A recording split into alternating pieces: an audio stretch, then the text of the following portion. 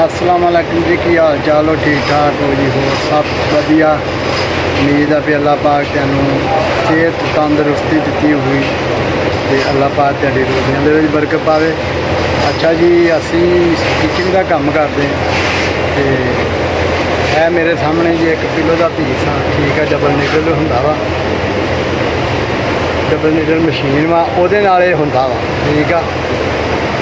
तो साढ़े को कारीगर दो कारीगर सीनियर कारीगर है जिन्हों का ना असी चैक किया कि कितना चिर लगता है एक पीस के दो पीस उन्होंने को बनवाए दा सैंपल के तौर पर।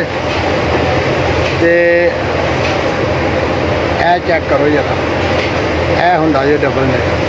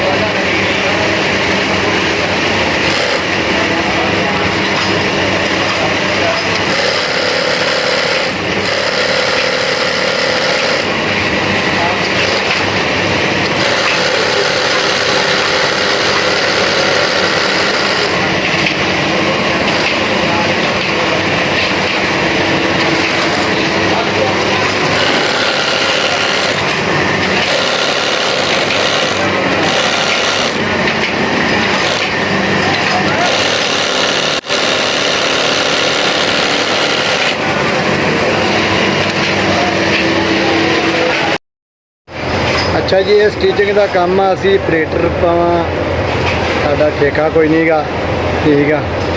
ऑपरेटरी करी दी है। आ पीस जोड़े बनाए हैं जी, ये साडे कारीगर भरा बनाते हैं, इन्होंने स्पैशल मशीनां आखिया जांदियां। आ साडा काम आ ते पीस रेट से असीं काम करते हैं, ठीक है। वीडियो चंगी लगे तो लाइक तो शेयर करो, चैनल को सबसक्राइब करो, तो वीर नूं दुआवां दे विच याद रखो। अल्लाह हाफिज़।